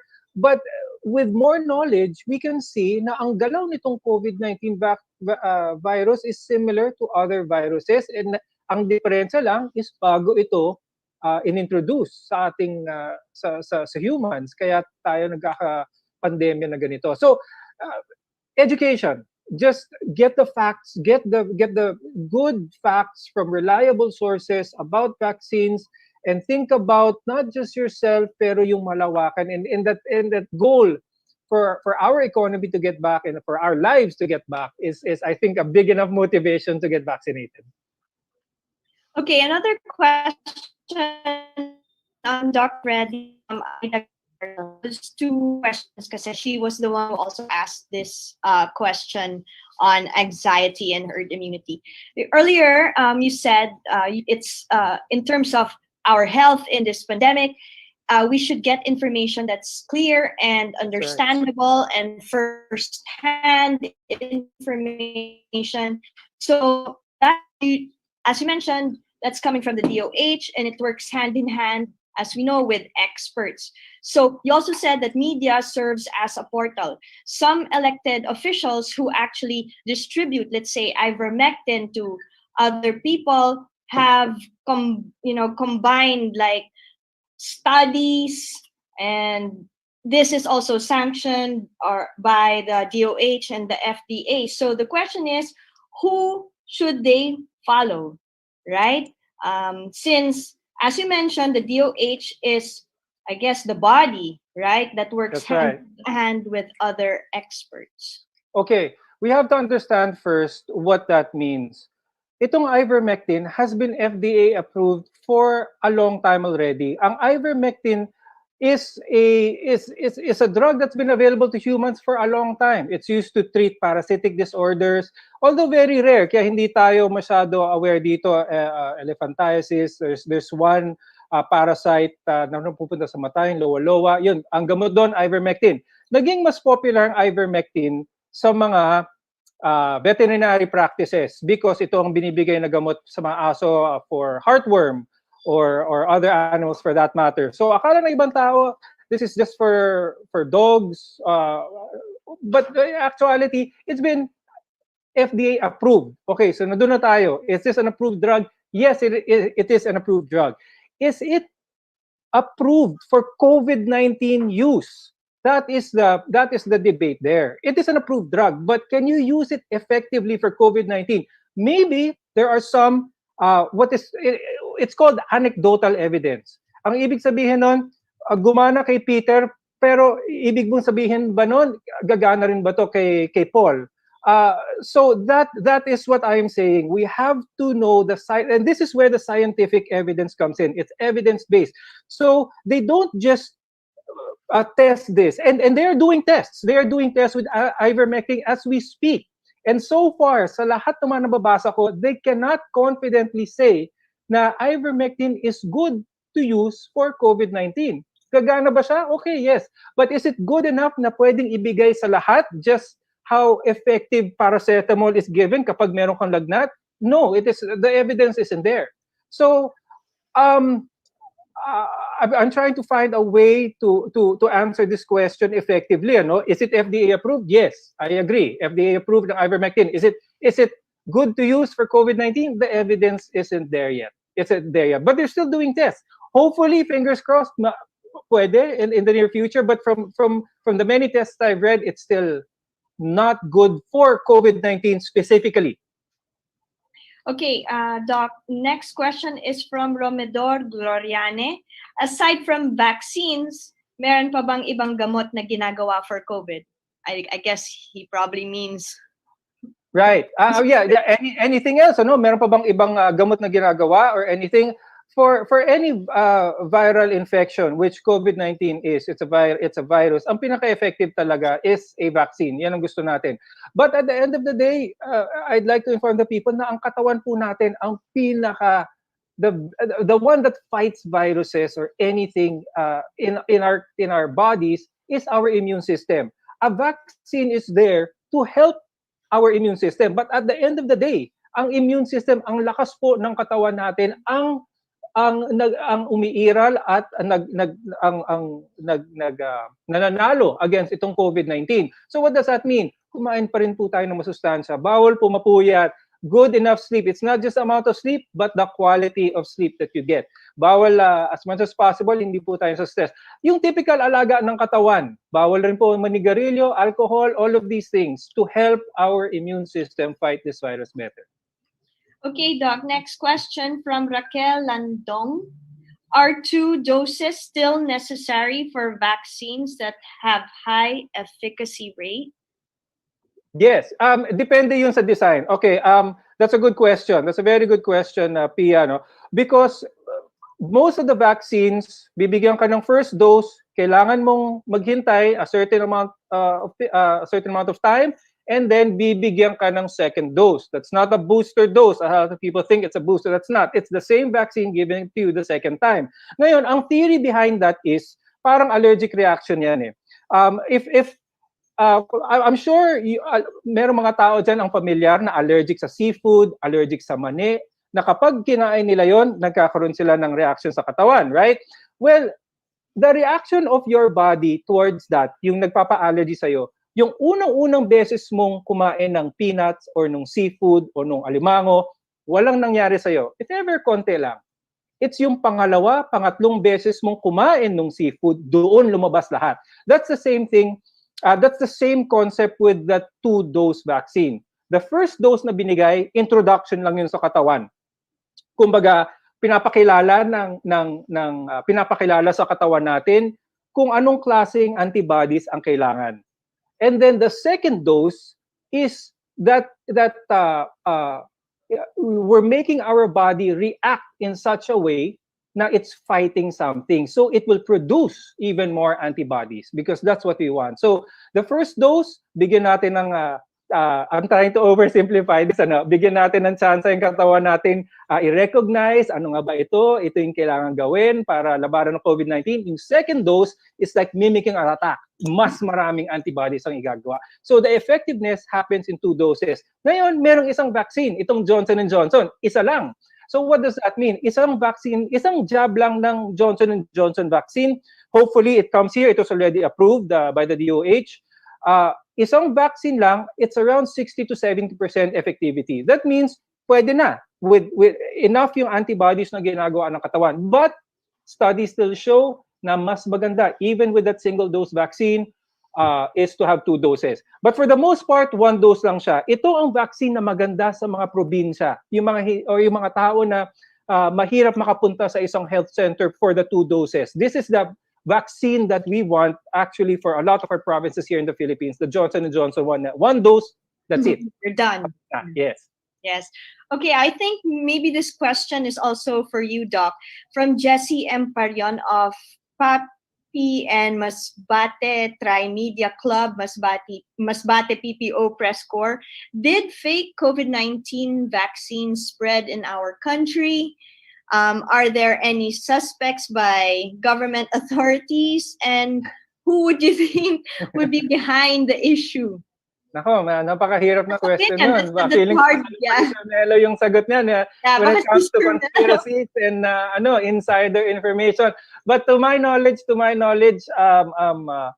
I have not come across anyone selling. Kasi paano mo malalaman na fake? You will have a idea that something is fake if it is sold not in the regulated areas. So kapag ang vaccine ay binibenta online, kapag mas madaling makuha or however means, all the vaccines are only distributed by the DOH. Sa kanila lang manggagaling, sa kanilang mga approved vaccine centers lang manggagaling. So if it is not in this scenario, magdalawang isip na sila on the validity of that. Okay, someone says, I think this is Raquel Landong again. She says, thank you, Doc Gomez. It's very well explained. And she asks again, nagiging basis ba ng DOH or ng national government ang availability ng vaccines or efficacy rate ng vaccine sa pagbabakuna? For the most part, our government is working really hard just to get vaccines, period. So in terms of efficacy, all of these vaccines, even though this is the first time sa history ng tao na ganito kabilis lumabas ang isang vaccine for a certain disease, usually mga tens of years yan, but all of these have been approved, and what is difficult is just acquiring them. So our government does its best in order to just have vaccines available for us. So I don't think, kumbaga secondary na lang kung ito yung mas efficacious or whatnot. Pero kung ano ang available, kunin na natin and let's have it distributed. I think that's the more important thing to consider. Thank you, Doc Gomez. Thank you. I think that's our last question to you. Maybe I can go back to that question again also to Sir Mello. But now, if it's okay, I can turn that to Sir Mello.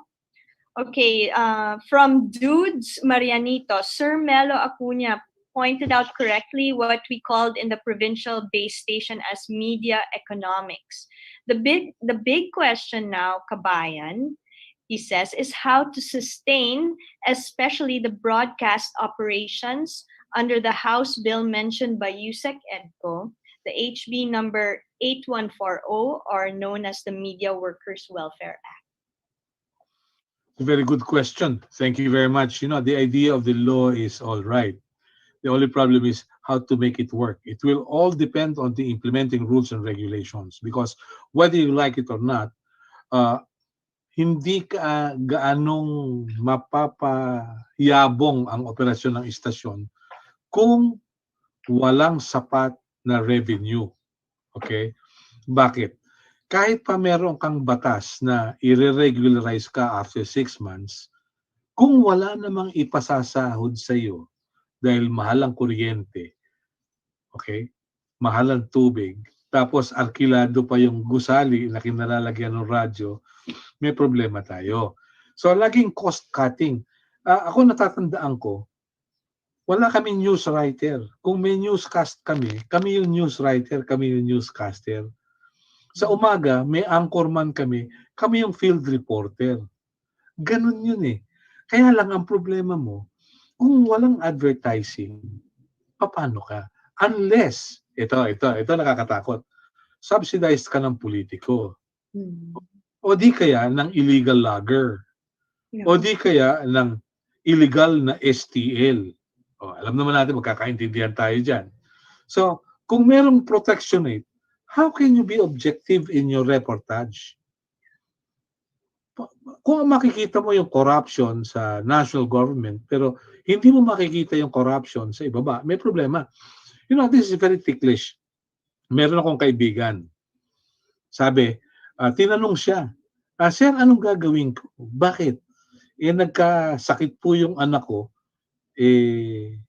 natulungan ako ni congressman. Hindi ako humingi, pero tinulungan ako. Anong gagawin ko? Hindi pasalamat ka, pero ang problema ron, baka merong unwritten rule na kung inalalayan ka in your time of need, baka pagdating ng eleksyon, maningil. Isang problema yon. Sabi ng isa, binigyan po ako ng 10,000 ni Governor dahil maganda yun na isulat ko. Oh, teka muna. Bakit? Paano? Para kasing waiter. Parang nabigyan ng tip. Ayun. Baka mas maganda kung nag-waiter ka na lang. You know, these are ethical issues. Kaya lang, you have to decide on which side will you be. Okay? Sabi mo, mamamatay ako ng dilat. Teka muna.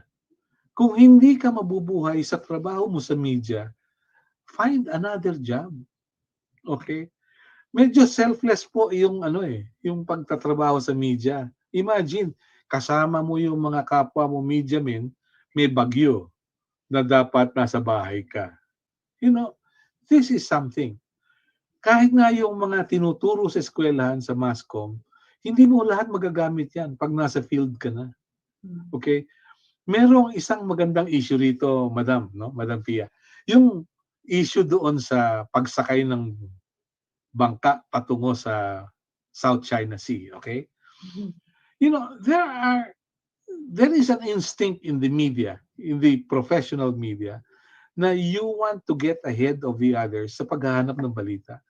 How many times have I found myself going to the MILF camp on board a motorcycle, the one false move nung nakamotorsiklo, magkakrak yung ulo ko pag bumagsak ako sa bato. Pero just because of the passion for news, gagawin mo yan. Pero just sa Bicol, during my time, I had the longest flying time using the UH-1H helicopters. Pero whenever I take that chopper, pag sumasakay na ako, nagtitake off na yung helicopter, you know, I really felt closer to God. Because anything can happen, literally and figuratively. Okay? You know, pero just because of the passion for news. So, yung sustainability, maganda yung tinatadhana ng batas, pero it will all depend on the implementing rules and regulations, where to source the funds. If the funds will come from the government, then you cannot expect objectivity because kahit pa paano, meron ng magandang relasyon. Okay? Yeah. Sir Mello, I don't know who someone was raising her hand, a certain Mia. But yeah, Mia Concordia. Did I read her already? I'm not. Yes. Yes. Okay. Si Mia nagtaas ng kamay. Okay, so okay, it's here. Sir Mello, what is your opinion? Ang sangguniang panlalawigan sa CN ay nag-asa or nagpasa ng resolution requiring all media practitioners who wish to cover session, also the guests and speakers, have rapid antigen test result every session before they could cover, observe, or attend the session. Nagkakaroon daw sila ng sulat pagkondena na naturang resolusyon, and it was signed by the 16 media practitioners in Cam Norte. Sa aming paningin, ito ay paglabag sa Section 52, quote, open close parenthesis C, ng LGC na ang session Local Government Code. Yeah. Na ang session should be open to the public. Maliban sa ito ay mag-assist o magastos siguro ito. Magastos sa parte ng media. Tingin din namin ito ay isang I guess it goes against the rights, no? As practitioners na makapaghatid ng balita, lalo na ang kanilang media critics. Sorry, may mga typos kasi, so I'm just filling in the blanks. Let me answer that issue. May karapatan yung sangguniang panlalawigan to protect themselves.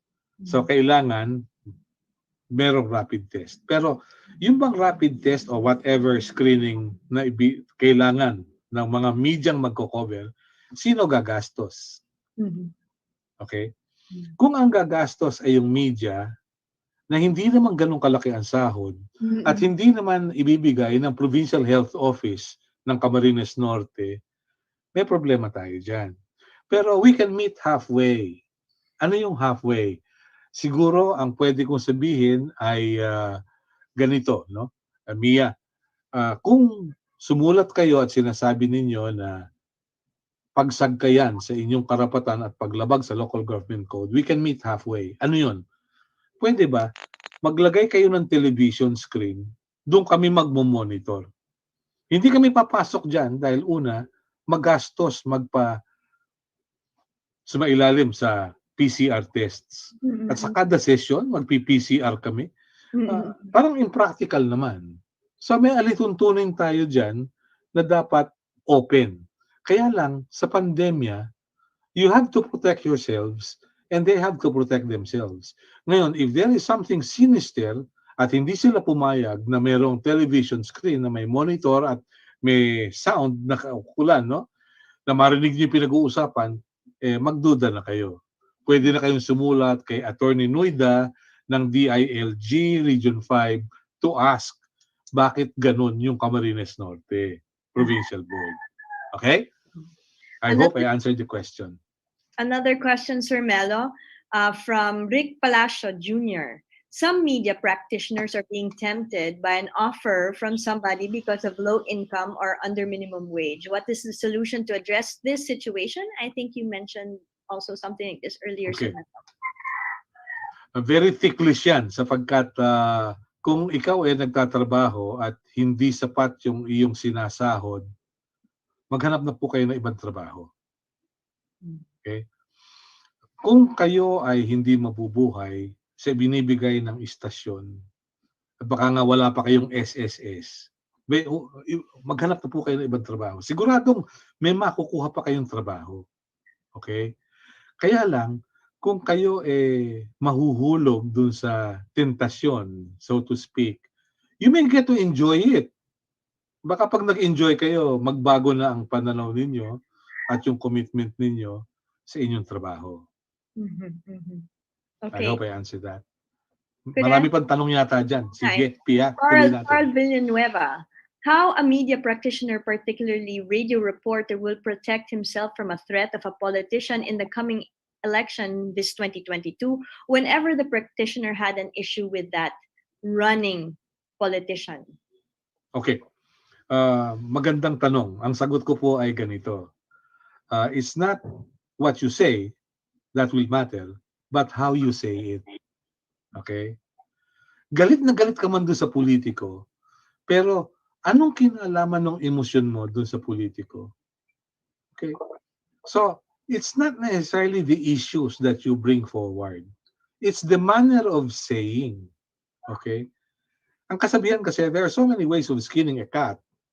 Pero ito, I remember there was once a director of the Office of Media Affairs by the name of Alfonso Ocampo during the 80s. Ang kasabihan niya why practice acupuncture when you can practice faith healing? Napapag-usapan yun. Jargon ito sa media Bakit magagalit ang politiko sa'yo? Pag kinikilan mo yan, iba ang tingin sa'yo. Okay? Pag nanghingi ka at hindi ka nakadeliver, markado ka na. Maraming mga politiko sa Bicol. Mabuti na lang sa Bicol, ang mga politiko, puro daldal. Walang pumapatay. Okay? In some areas, ibang usapan yon. Okay? I was in Legazpi at the time of the political dynasties in Masbate, in Albay, and in Catanduanes. I saw them all. Pero treat them fairly, keep an arm's length distance, they won't harm you. It's a brotherly suggestion. Okay, Sir Mello, tama lahat sinabi nyo according to Red Laksa. Okay, sa province, hanggat maaari ikaw lahat, anchor, DJ, technician, and production in one. And yet walang kayang magpasahod ng tama. Pati benefits wala, even sa komisyon, pahirapan.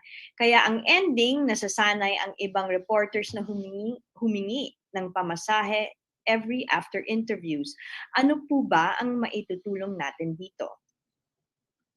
Alam mo, kung tutuusin, wala pa yung digital, analog pa lang, problema na yan Oo. Okay.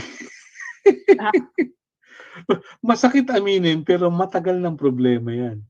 Ako, I also experienced that, pero hindi mo pwedeng sabihin na kada interview, maghihintay ka ng grasya. Because you did the interview because you needed the news, you needed the quote. Pero if you will do the interview because of money considerations, ibang usapan yan. Ang isa problema kasi natin, Pia, at ganun din kay Doc at kay Yusek Egko, ang problema, kung ikaw black timer, you pay for the airtime, so you have to raise funds for you to go on air. Ito yung isang masakit na practice Okay? You go black timing, tapos may advertisement ka, ngayon, pwedeng politiko ang sponsor mo. Siyempre, yung kagalit nun, ibang usapan yun A couple of years ago, I was in Bicol. I listened to a radio program somewhere in Albay. Binati nung anchorman, yung lahat ng sponsor. Nahilo ako Dahil bukod sa punerarya, may politiko, may hardware. Iniisip ko kung anong programa ito? Meron pa bang maaasahang objectivity? O baka naman request and dedication lang yung programa? I've had colleagues na napapatay dyan sa Bicol for some time. A good friend of mine, may he rest in peace, June Villanueva of Kamalig Albay, unsolved yung pagpatay sa kanya. Hindi malaman kung ano. Okay? Well, of course, meron pa rin isa, si Ruel Indrinal. Mahiwaga pa rin yun. Okay? So, yung pagiging media in the province is a ticklish work. Alam mo, Pia, sa probinsya kasi, alam kung saan ka umuwi Madali kang ma-casing Kung ang casing sa iyo talagang desidido, paglabas mo pa lang ng bahay, dedo ka na Pero how do you deal with such situation? Huwag ka manlamang. Mahirap na Pag ginamit mo yung profession mo to enrich yourself, to make money from it, may problema. Mahihirapan. Paano naman paminsan-minsan magutom ka? Okay lang yun. Pero huwag naman yung sabihin mo na kada galaw mo pera-pera. Tatandaan nyo, yung katagang reputasyon, pwede magbago ang pronunciation. Pwede mabago yung accent ng katagang reputasyon. Hindi ko nababanggitin kung paano. Okay? Yes, ma'am. Okay, Kairos FM 101.1, with the current restrictions of public gatherings, what is your projection, or how do you see conduct of election campaigns for 2022? Do you see the great role of the broadcast media this coming election, and how will it pave opportunities for legit campaign ads? Maybe a doctor Okay. can also fill in this after you, Sir Mello. Of course. This is very interesting. Yeah. This is the first time na magkakaroon ka ng eleksyon na walang gapang-gapang. Yung gapang-gapang bara-barangay. You know, may mga taong kumikita doon sa rent a crowd nung wala pang COVID. Yung maghahakot ka ng tao, attend na rally, papalakpak ka, may bayad yon, no? Tapos, pag eleksyon, kukunin mo yung mga tauhan mo as watchers. So, marami kang tao, marami kang botante. Okay? Kaya lang, ngayong pandemic, hindi mo malalaman kung anong estilo ang gagawin. Meron kang limitasyon sa airtime, sa COMELEC, at sa KBP.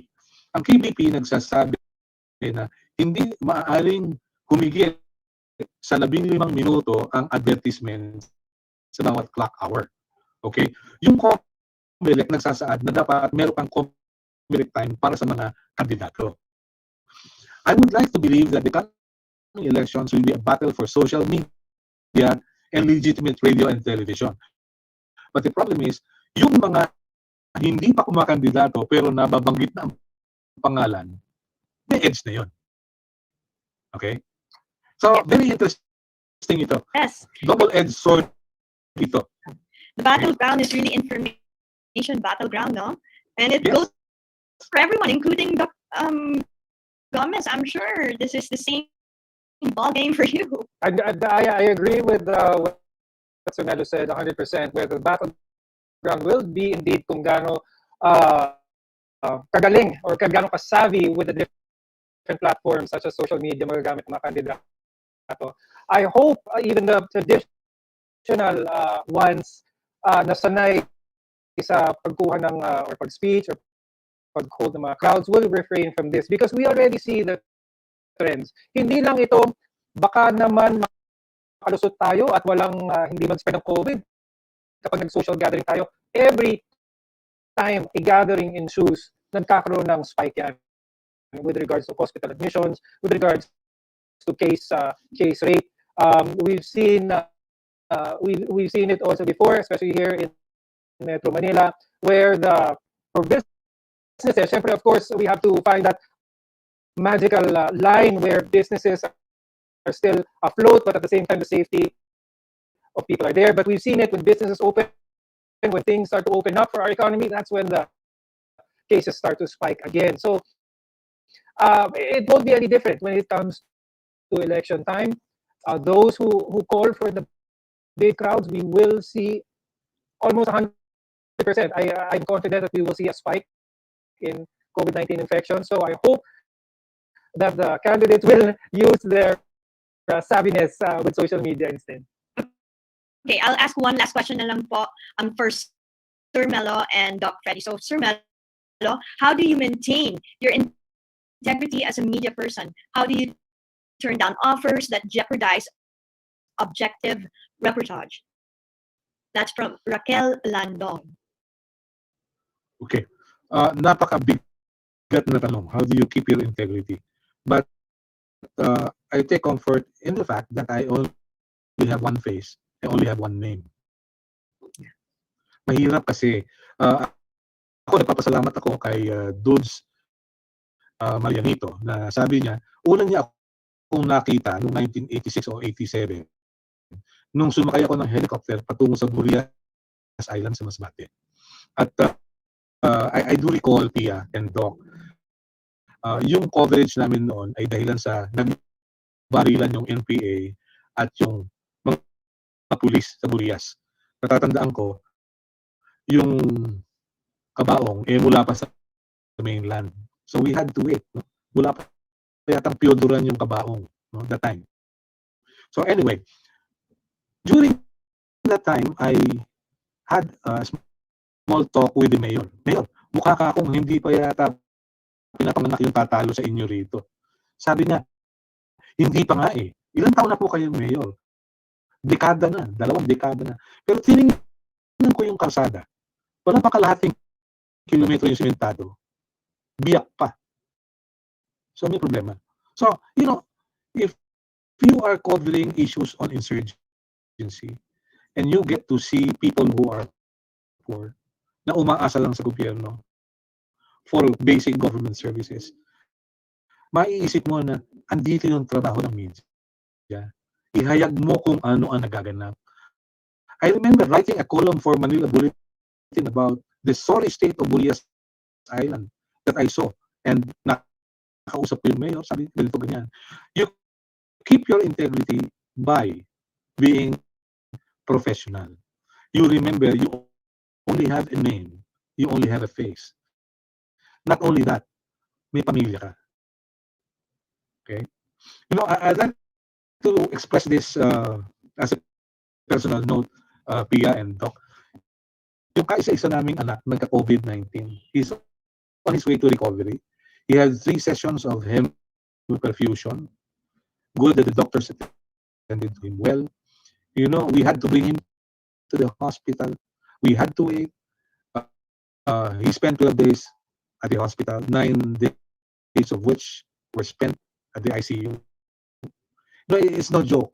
And you don't even know whether you will have the virus yourself. Okay? So there will be times when you will clutch at straws, figuratively, no? And sabihin na natin, hindi mo alam kung ano mangyayari. So please be serious. Being a media practitioner is no joke. Lalo pa sa panahon ng COVID. No? Isang test para sa media, if you feel you'd like to find out whether you are still fit to be with the media, when you wake up in the morning, look at yourself in the mirror. Ask yourself, am I still fit to be with the media? Will I be an asset to the media and to society? If you can answer your questions honestly, then go ahead. Good luck. God bless you. Thank you. Thank you. Doc Doc Freddy, my last question for you naman is, since madami ang brand, this is from Michael Leer Asuncion, since madami ang brand ng vaccines, would it be possible na maturukan ng isang tao ng 2 brands? For example, naturukan na siya ng Sinovac pero nag-positive ka ulit. Would there be side effects if naturukan ka ng ibang brand? Since iba-iba kasi ang ginagamit, what if ma-find out na hindi effective ang isang brand na iturok sa isang tao? Possible ba siya maturukan ng ibang brand or baka magkaroon ng issue sa katawan? Okay, so maraming kailangan sagutin sa tanong na yon, but I'll try my best. That's a very good question. Marami rin nagtatanong yun. Paano kung Sinovac? Pwede ba akong maturukan later on ng Astra? Or ito yung mga halo vaccines, itong Pfizer at Moderna, itong mga mahal na vaccines na nanggaling US. The answer, ang sagot dyan is yes. But tapusin muna, be fully vaccinated muna with Sinovac. Anong ibig sabihin nun? Pag naumpisahan ka na, nabigyan ka na ng unang turok ng Sinovac, tapusin mo muna yung pangalawa. Get that second jab in. Wait for around 2 to 3 weeks. Siguro ideally a month. And then, pwede ka nang pumila ulit for the next vaccine. There are studies recently who are advocating that. Pinag-aaralan na yan, different brands of vaccines to address the different variants. Ngayon,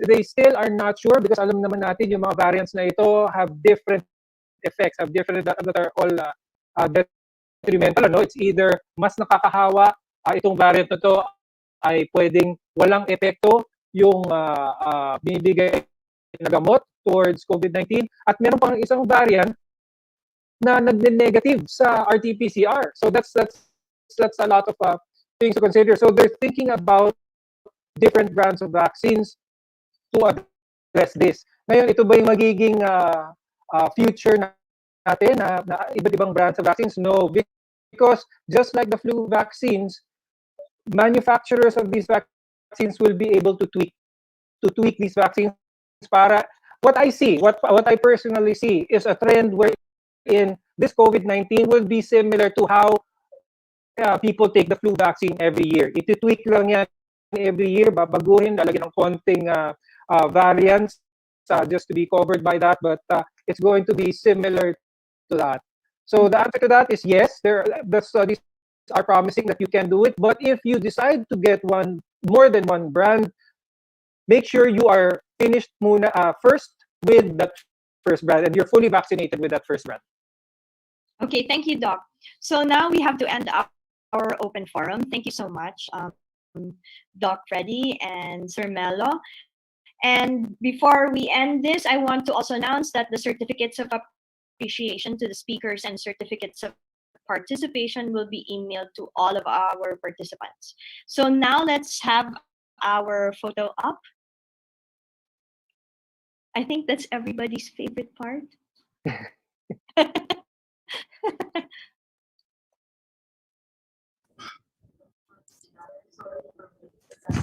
Kindly open your cameras po and then Yes, EQ na lang po. cameras. Okay, so since for slides po tayo, unang slide po muna. So yun, acquaintance na lang. Taking the first slide. Smile. And second slide po. Smile po ulit. 1, 2, 3. Third slide po. Smile.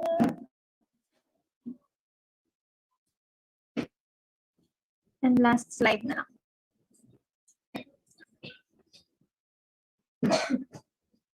And okay na po. Thank you very much. Okay, thank you very much. Thank you. Thank you so much for having. I want to congratulate and thank all of our attendees for their participation. Of course, our guests of honor and our resource speakers. Thank you so much to individuals. And I would like to introduce the anti-crime and terrorism community involvement and support, or CIS party list representative Rowena Nina Taduran for the closing message.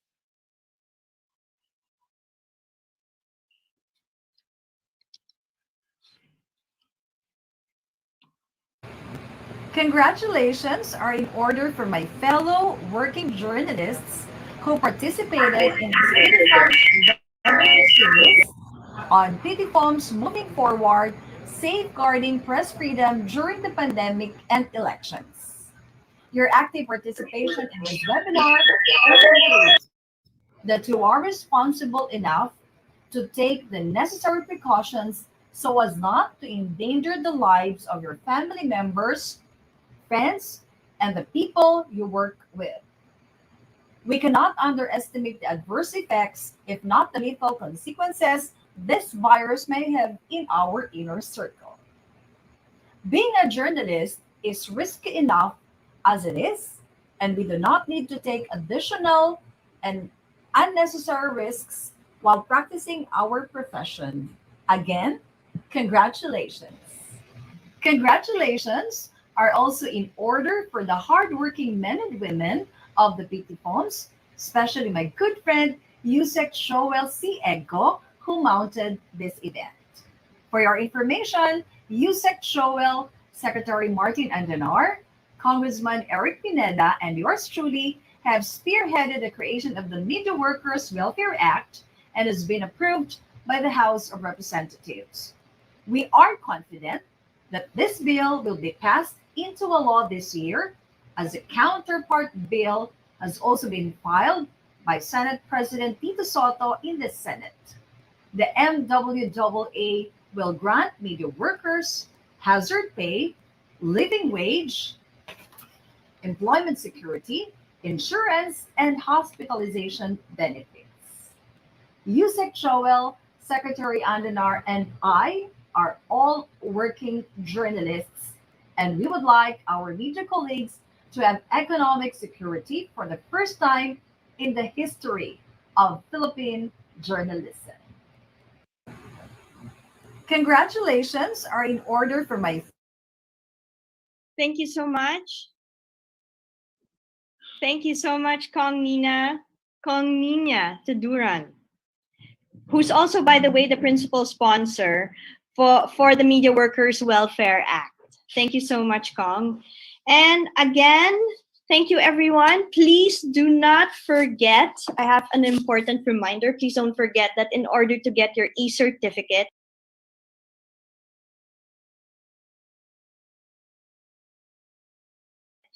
kindly accomplish the feedback form, and the link will be shown in the screen and will be sent in the chat box. So till the next time, everybody, thank you again for being with us here on our webinar series. The next webinar will be Regions 3 and 7.